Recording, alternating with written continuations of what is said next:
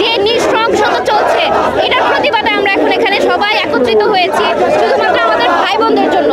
এত মাসুম বাচ্চারা এভাবে নিথর দেহগুলো পড়ে আছে, আমরা কিচ্ছু করতে পারছি না।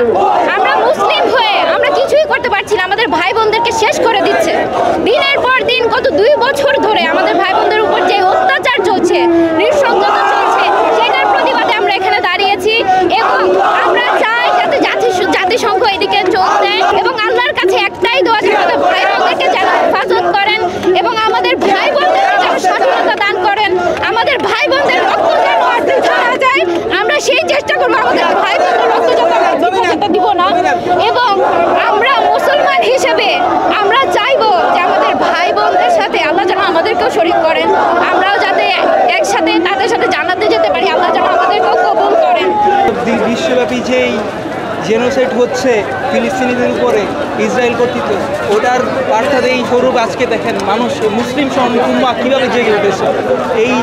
এটা সবার হচ্ছে মুসলিমের উম্মাহ, এই যা মানবিকতা থেকে সবাই চলে আসে। এদিকে দেখবেন শুধু যে মুসলিম আছে তা না, খ্রিস্টান হিন্দু সবাই আছে, সবাই হচ্ছে মানবতার খাতিরে আসছে। ওয়ালটন আবারও মিলিয়নিয়ার অফারে ওয়ালটন ফ্রিজ কিনে আপনিও হয়ে যেতে পারেন মিলিয়নিয়ার।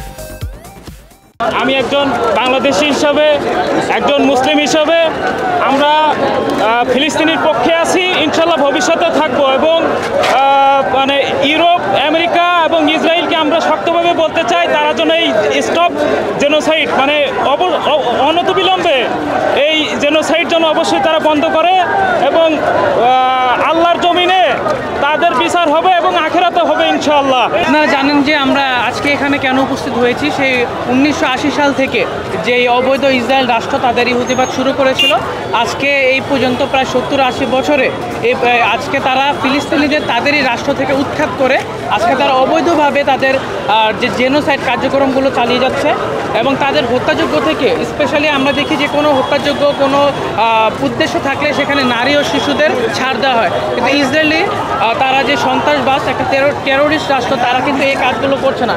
তারা যে মানব বিরোধী কার্যক্রমগুলো করে যাচ্ছে এগুলো কিন্তু বিশ্ব মোড়লদের চোখেও পড়ছে না। তারা বিশ্বের মানবাধিকার কথা যারা বলে আজকে কিন্তু তারা এই কিছুই দেখছে না।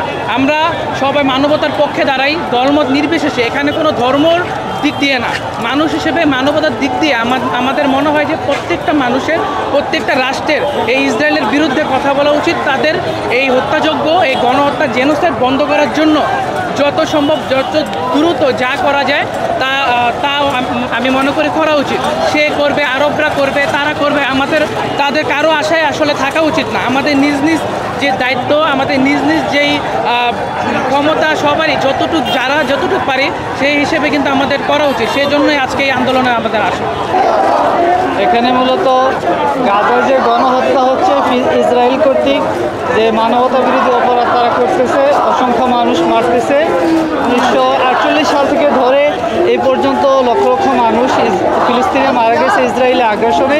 এই আগ্রাসনের প্রতিবাদে আমরা বাংলাদেশ থেকে সারা বহির্বিশ্বে, সারা বিশ্বকে জানিয়ে দেওয়ার জন্য আমরা বাংলাদেশে কেন্দ্রীভূত হয়ে একটি প্রোটেস্ট মুভমেন্টের জন্য আমরা এখানে উপস্থিত হয়েছি, যেন বহির্বিশ্বে সারা বিশ্ব যেন আমরা জানিয়ে দিতে পারি আমরা বাংলাদেশ, আমরা ফিলিস্তিনের পক্ষে আছি, ফিলিস্তিনের স্বাধীনতা আমরা কামনা করি। ফিলিস্তিন স্বাধীন হওয়ার পূর্ব পর্যন্ত আমরা এই প্রোটেস্ট মুভমেন্ট চালাতে থাকবো। বহির্বিশ্বকে আমাদের বাংলাদেশ সম্পর্কে অবস্থান পরিষ্কার করার জন্য আমরা এখানে উপস্থিত হয়েছি।